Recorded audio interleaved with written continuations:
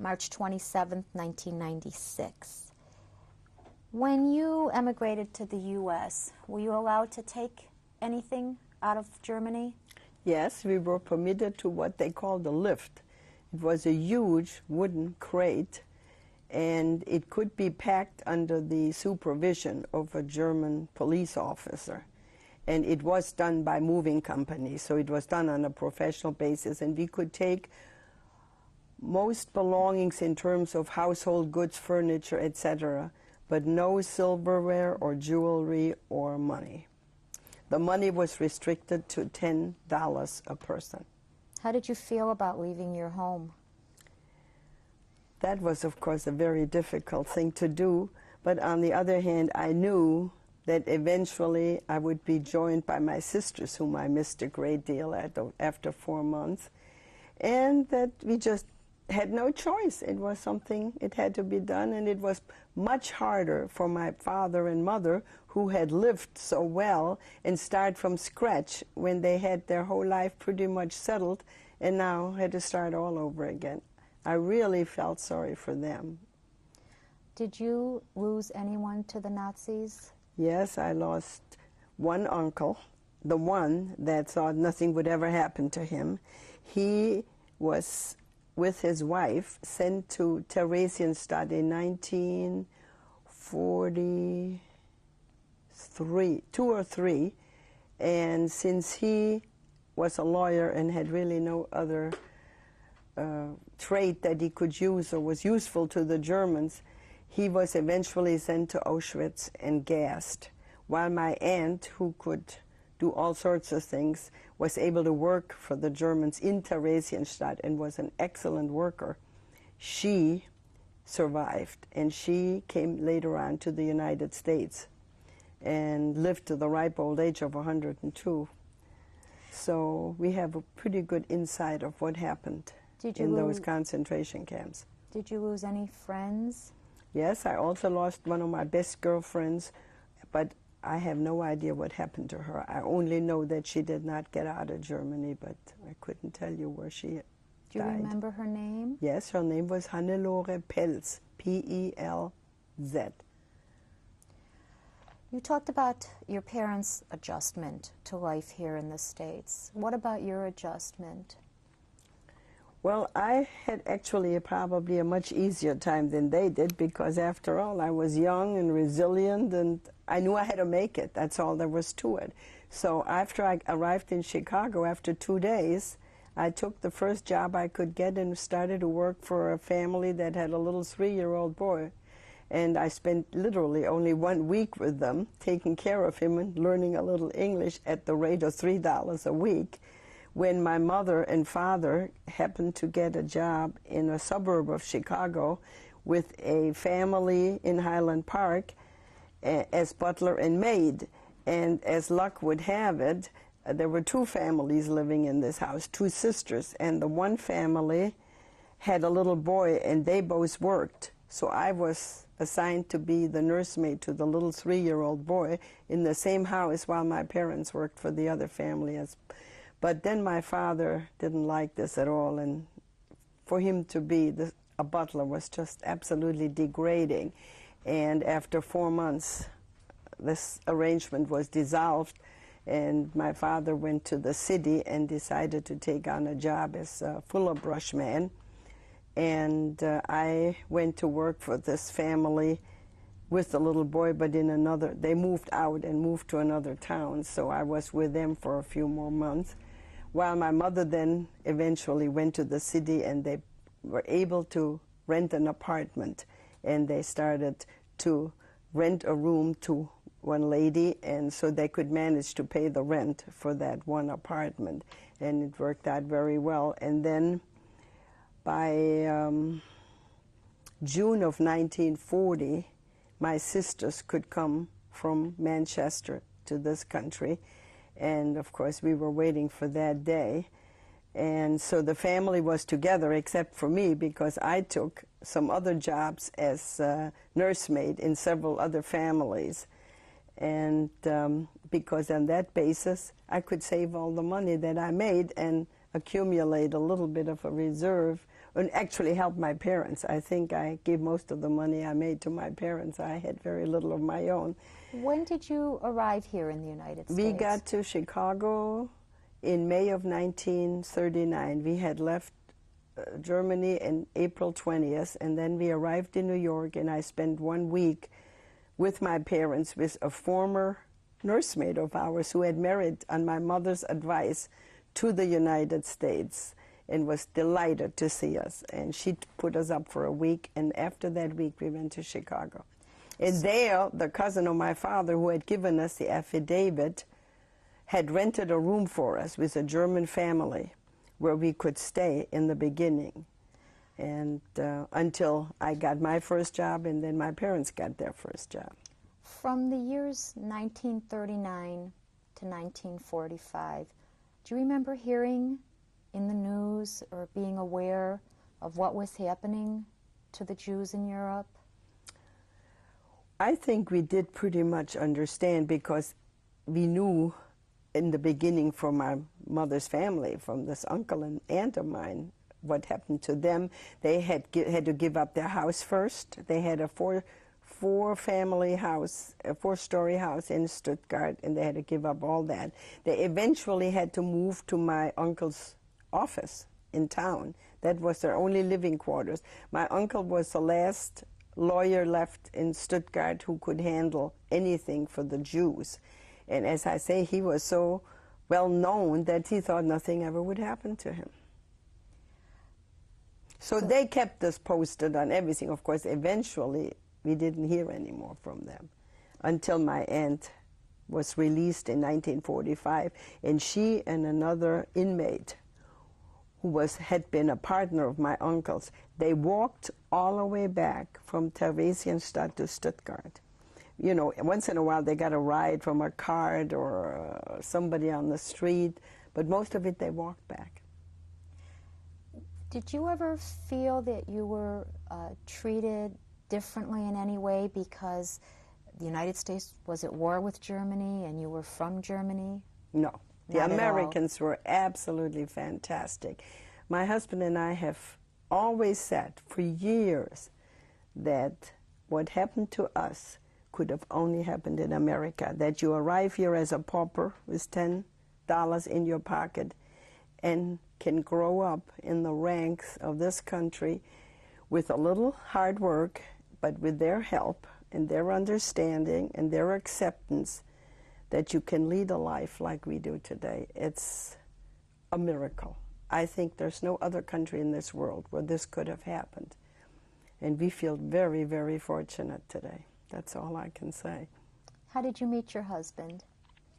Well, I knew him as a child in Germany, mainly because of Hitler's being there.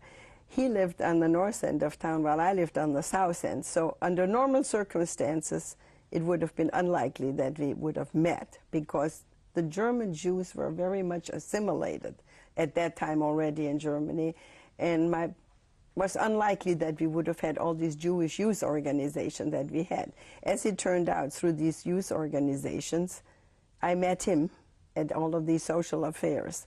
And one year in 1935, he and I went to a ski camp in the Bavarian Alps. And he was the youngest of the boys, and I was the youngest of the girls. And they said we were too young to have night watch, but we insisted. So the two of us, our first encounter was to have night watch from 12 midnight to 2 a.m., and we thought that was the greatest. And so then we lost track of each other, because my husband emigrated already in 1936. And he moved to Chicago, and we didn't see each other, even though we lived only about 10 blocks apart. But eventually, I think it was in 1942, we had a relative that happened to be a roomer at my husband's family. And he was a distant relative of ours and had no family in Chicago. And my mother ever so often invited him for dinner. And one day he came and he said, you know, you must know the people I live with, because they come from Stuttgart too. And so he introduced us to Rolf. And since he was very fond, this fellow very fond of my sister, and we were invited to the same party one night. The four of us went together, and that's where it started. And then later on, we gave a party and we invited him. And once I had met him, I knew that's what I wanted. I had a boyfriend at the time who I knew I could never marry, but... when were you married? We were married in November in 1945, mainly only because my mother-in-law was a good Jewish woman and a wonderful person. Always said, no Jewish boy gets married until he's 24. So we waited 3 days after Rolf was 24 and got married. But we had a courtship of almost 3 years. You have children? We have 2 children, a daughter who is now going to be 47 in 2 days, and a son who is 44. And what are their names? And our daughter's name is Susan Linda, and she's not married. She has an apartment in Evanston, and she sees us regularly. She comes here almost every day. And our son is married and has a lovely wife named Carla, and 2 girls, Madeline, who is 2 years and 9 months, and Elena, who is 13 months. And we love them dearly. They have changed our life. What have you done? I know you must have been busy raising your family, but what were you able to do as far as pursuing other interests or getting involved in other activities? Well, let me say this. When my children were small, I didn't do anything outside the house. I was fully busy with them. And I must say another thing was that since my husband doesn't drive, I was the chauffeur in the family. So I had to transport him just about anywhere and everywhere, at least to public transportation. And that kept me very busy. But once the children did not come home for lunch anymore, I became very active, which I had done before, but on a much smaller scale, in an organization called Self-Help of Chicago, which was founded by refugees from Central Europe. And both my mother and mother-in-law were active in their neighborhood groups where they took care of newcomers. They helped find them rooms. We had a clothes closet where people could come for clothes. When they had sick children, we would send a woman there to take care of their children. And my very first assignment there was that I would teach English to newcomers, which was in the late 40s. And that was my first assignment. And every Monday night we met in a temple, and I gave English lessons to these Jewish newcomers. And we just talked. We had really no set schedule or program, but just so that they would feel comfortable in ordinary daily talking. And it was a very nice experience. It was mostly older people who would do this and who wouldn't go to work, and so had very little chance to learn the English language. And so we did just really just social talking, but it was very essential to them, and they would come in droves. And I did that for many years until there was no need for it anymore. And then I became active in that organization. In other ways, I became the treasurer, and I've done their accounting for the last 30 or 40 years. And it has turned into a much bigger job because eventually we opened a home for the aged, and the organization has grown to about 150 residents, and it's a big staff. And so I'm very busy with that. And I also take piano lessons, which I have done all my life just for my pleasure. And of course, my biggest job really was when my husband became president of the university.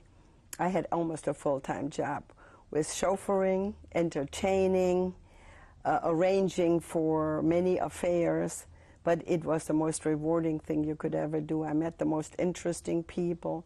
I had Margaret Thatcher as a table partner, U.S.A., Ted Kennedy, you name it. I mean, anyone involved that came to this country, and many came under the auspices of the university because we had a program for guest speakers. So I really learned a great deal. I became much more independent, and I was a rather shy child at first. But my husband managed to really get me out of my shell, and I learned to talk in public. Not that I really enjoyed it, but I could do it. And so with all those activities, I was really very busy. You must feel incredibly lucky to have had the opportunity to leave Germany and to be able to enjoy life to the fullest in this country. Well, I'll tell you, when I look back now, I really feel very fortunate because I tell you, I still have contact with some of my German friends. And when I hear what hardship Hitler has done to them, I realize how lucky we were. I think I live a better life today than any one of these 30 girls, even though I've only met about 15 or 16 of them since then. And I have seen more of the world. I have had a much easier life because many of these people, especially the people that were intelligent and bright, many of them have terrible guilt feelings about what happened, and they live with that. Every time I get in touch with them or I meet them, I can feel how they feel, how guilty they feel towards me and whatever happened, and they live with that. I mean, at least those that were not real Nazis. Those are exempted, of course. Why did you decide to share your testimony with us today? Well, when you think that there are some people claiming that the Holocaust never occurred, you have to prove that that is, of course, a myth. And I think we have to do everything, even if we don't, our contemporaries don't care that much about it, but I think we have to leave it to posterity to know what really happened and to make sure that something like this just can never happen again anywhere in the world, whether it is Jews or Muslims or anybody else. It just shouldn't be allowed to happen, and that was the main reason for it. Someday your children and your grandchildren will be watching this tape. Is there something you'd like to say to them, or can you leave them with some final message? Well, I could only say to them that they have been very lucky to have been born in this country with all the amenities that come with it. And I think they owe it to their country that they will do anything in their power to continue to live a good life, to pass it on to their children, and to make sure that if they would ever suspect that there was anything wrong with people, that they would be sure and investigate and help out and come to the bottom of whatever it might have been, and to make sure the most important thing is that they lead a very ethical life. Thank you, Leni. This is a picture of my maternal grandmother, Clementine Grünwald. And she and her husband had 7 children.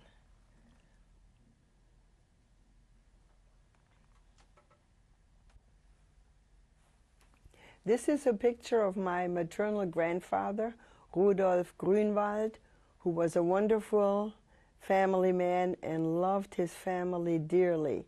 He also founded this business of the shoe wholesale in which my father was working until we emigrated to this country. This is a picture of my mother as a young woman. She lived home until she got married. This is a picture of my parents. My father, Arthur Metzger, born January 16, 1891, and a picture of my mother, Adele Grünwald, born June 18, 1891, and they were married on March 2nd, 1920, in Stuttgart. And this was taken around that time. This is a picture of my paternal grandmother, Johanna Metzger, who was born October 21, 1865, with me, Leni Metzger-Weil, standing up, and my younger sister, Lade, who is 13 months younger than I. This is the gravestone of my paternal grandmother, Johanna Metzger, who could not emigrate with us because she was born in Germany and could not go on the French quota as we did.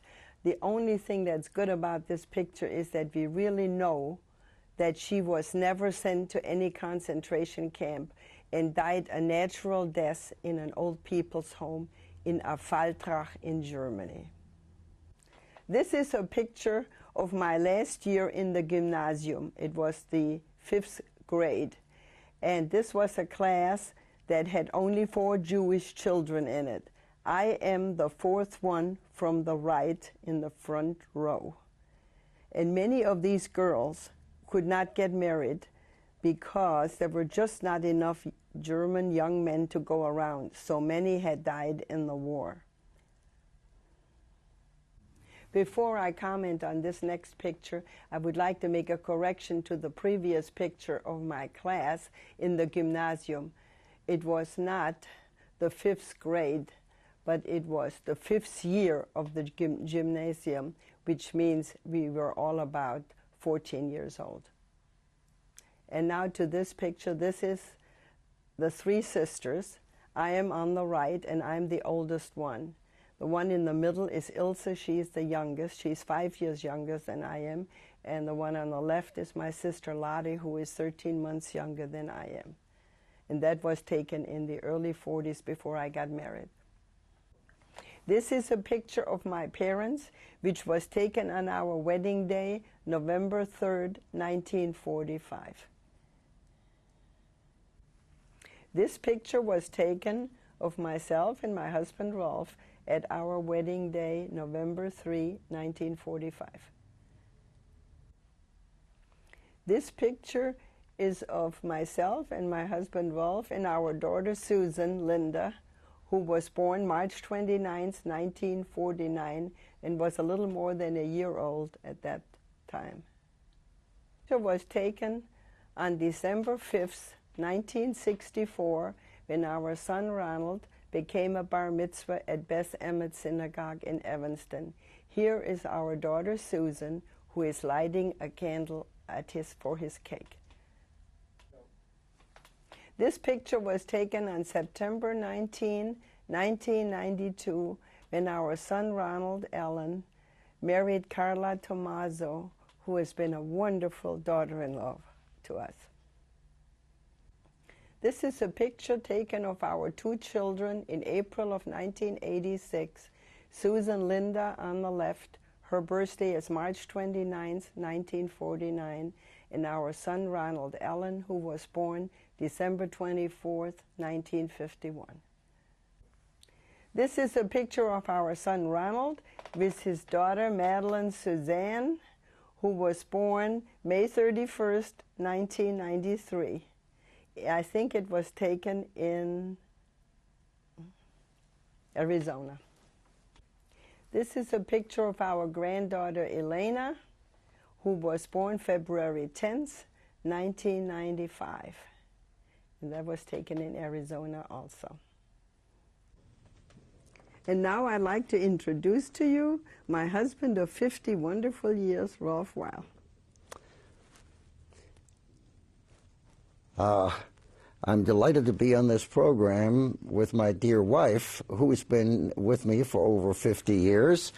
And there's an old saying that behind every successful husband, there is a supportive wife. And without her support, I would not have been able to do what I have succeeded in doing throughout my career. And it's been just 50 years of love, happiness, and lots of adventure.